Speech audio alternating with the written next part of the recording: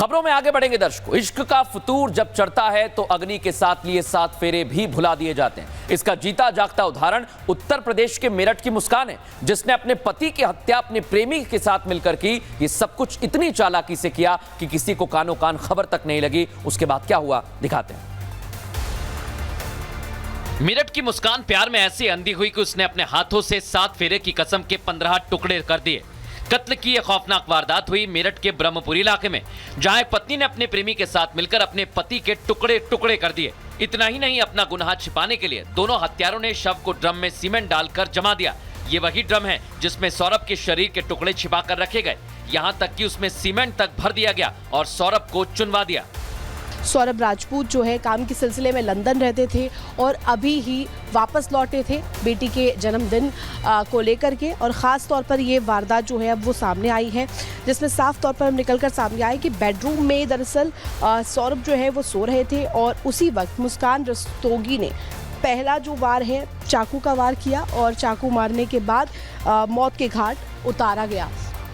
ये पहली बार नहीं हुआ जब मुस्कान प्यार में पड़ी थी। 9 साल पहले भी मुस्कान को प्यार हुआ। जिस शख्स से इसे पहले प्यार हुआ वो सौरभ ही था। सौरभ ने अपने परिवार के खिलाफ जाकर मुस्कान रस्तोगी को अपना जीवन साथी बनाया, लेकिन ये बात सौरभ को पता नहीं थी कि उसकी जीवन साथी उसके जीवन का अंत कर देगी। मुस्कान और सौरभ की 6 साल की बेटी भी है, जिसका भविष्य बनाने के लिए सौरभ देश से बाहर थे। मुस्कान के पड़ोसियों की माने तो साहिल अक्सर उनके घर आया जाया करता था। यहाँ से मर्डर करने के बाद अपने पति का मोबाइल तक ले गई। मोबाइल ले जाने के बाद उसने जो है शिमला में जाने के बाद वहाँ पर उससे शादी भी कर ली लड़के से। पता नहीं महिला की क्या मानसिकता रही कि इतना अच्छे लड़के को छोड़ने के बाद में गलत सोसाइटी में पड़ गई और जो उसने गलत काम को अंजाम देने का काम किया। हमें ये नहीं पता था उसका कि वो प्रेमी है क्या है बस, लेकिन वो हमें ये बताया था कि वो उसका भाई है। जैसे हमने पूछा था ये कौन है भाई क्या है, तो उसने बस इतना है कि ये भाई है। तो वो बस रात को टिफ़िन लेने आता था और चला जाता था। हमने सिर्फ इतना देखा था कि वो टिफिन लेके और फिर चला जाता। सौरभ साल में 3 से 4 बार मेरठ आते थे। इस बार भी वो मुस्कान का जन्मदिन मनाने के लिए लंदन से मेरठ लौटे थे। कोफ्ता में जब लेके आया तो उसने सर्व करने के लिए बोला सर्व कर दो। रात के 8-9 बजे के आसपास की बात है। इसने उसमें ये एंग्जाइटी जो दवाई थी इसने मिक्स कर दी। मिक्स करने के बाद इसको खाना परोस दिया। इसने खाना खाया। करीब 12 बजे के आसपास ये 12-12:30 के आसपास ये बेहोश हो गया। साहिल इसने हाथ पकड़ा, साहिल इसने चाकू पकड़ा, साहिल ने इसका हाथ पकड़ा, सीने पर रख के इसने पुश कर दिया चाकू। फिर उसके बाद इसने दोबारा बोला कि दोबारा इसको मारो। फिर दोनों ने हाथ पकड़े, फिर से 3 बार इस पर वार किया। उस समय इसका वो हो गया। उसके बाद जो चाकू था उससे इसने इसका गला काटा है। हाथ की जो हथेलियाँ हैं, दोनों हथेलियाँ इसने काटी हैं। दोनों ही अपना सीमेंट मिक्स करते हैं इसमें ड्रम को लेटाते हैं। उसके बाद जो धड़ मतलब ये सिर और ये हाथ था ये वापस लेके आते हैं। लोग बॉडी को सरका के बेड से निकाल के उसको सरका के उसमें सरकाते हैं ड्रम के अंदर। ड्रम को खड़ा करते हैं, उसमें हाथ डालते हैं, उसके बाद उसको पैक कर देते हैं। सील पैक करने के बाद पुलिस ने जो खुलासा किया है वो रूह कांपा देने वाला है और इस केस को देखकर यही लगता है कि कोई पत्नी इतनी क्रूर कैसे हो सकती है।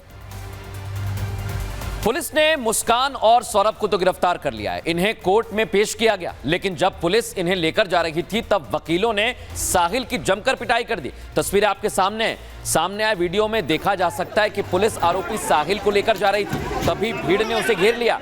लोगों में उसे लेकर काफी गुस्सा था। एक वकील ने तो आरोपी साहिल को पीटने के लिए गाड़ी पर चढ़ने की हिमाकत की और पुलिस फोर्स होने के बावजूद लोग उसे छोड़ने को तैयार नहीं थे। किसी तरह पुलिस उसे वहां बचाकर लेकर निकली।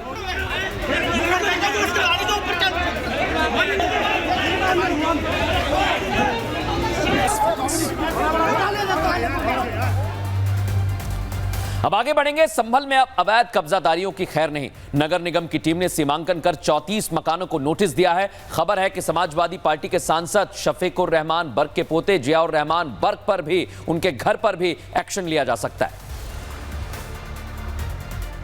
संभल के एसडीएम ने सपा सांसद जियाउर रहमान बर्क के घर की जांच के लिए कमेटी का गठन किया है। 3 दिन में कमेटी अपनी जांच रिपोर्ट एसडीएम को सौंपेगी। जानकारी के मुताबिक सपा सांसद बर्क का मकान बिना नक्शा पास कराए बनाया गया है।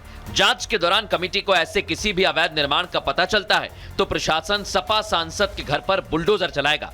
प्रशासन की तरफ से बर्क को अंतिम नोटिस भी जारी कर दिया गया है। आप इस समय सबसे पहले उन्हीं गलियों में मौजूद है जहां पर देखिए प्रशासन की टीमें पहुंची हैं और बाकायदा नक्शे से देखिए यहां पर जांच की जा रही है कि आखिर कौन कौन सी देखिए जो ज़मीनें सरकार के दायरे में हैं। और एक बार देखिए यहां पर नगर पालिका के अधिकारी भी यहां पर पहुंचे हुए हैं। सर, क्या कुछ तैयारी है इस नक्शे के द्वारा आप लोग? इसका तो सीमांकन हम लोगों ने कर दिया है, पहले ही आज नोटिस देने के लिए आए हैं। प्रशासन की नजर सिर्फ सपा सांसद के घर पर ही नहीं बल्कि करीब 34 ऐसे मकान हैं जिन्हें नोटिस दिया गया है। अवैध निर्माण की जद में एक मस्जिद भी है जहां एक्शन का प्लान तैयार किया जा रहा है। प्रशासनिक टीम ने पूरे एरिया का मुआयना कर पड़ताल की। इस दौरान नगर पालिका की टीम ने लोगों के घरों के कागजों की जांच भी की। यहाँ पर जांच किया जा रहा है कि अगर कागज़ अगर पेपर अगर सही है तो फिर कोई परेशान करने की बात नहीं होने की बात नहीं है। लेकिन हाँ, अगर अवैध अगर ये यहाँ पर कब्जा है तो उस पर देखिए एक्शन तो लिया जाएगा। लेकिन अब देखिए फिलहाल ये जांच का विषय है। हर एक जो भी मकान चिन्हित किए गए हैं जिलाधिकारी की तरफ से, उन घरों को चिन्हित करके लगातार लेखपाल साहब पहुँच रहे हैं, उन्हें यहाँ पर देखिए नोटिस दे रहे हैं और हर एक के घरों की यहाँ पर जाँच भी की जा रही है। संभल में अवैध निर्माण के खिलाफ प्रशासन के एक्शन से लोगों में डर का माहौल है। हमारी टीम ने उन परिवारों से भी बात की जिन्हें नोटिस मिला है।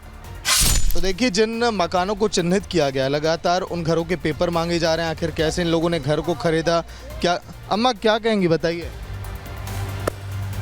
तो देखा आपने, इस बीच एक बड़ी खबर आपको बता दें, शंभू खनौरी बॉर्डर पर किसानों को हटाया गया है। दर्शकों, खबर मिल रही है शंभू खनौरी बॉर्डर पर इंटरनेट भी बंद कर दिया है और फोर्स वहां पर तैनात कर दी गई है। किसान बड़ी संख्या में पहुंचे हुए थे, उसके बाद पुलिस की टीम पहुंची हुई है। तस्वीरें आपके सामने हैं दर्शकों और आपको दिखा रहा हूं मैं कि वहां पर क्या किया जा रहा है। इन तस्वीरों को जरा आप देखिए।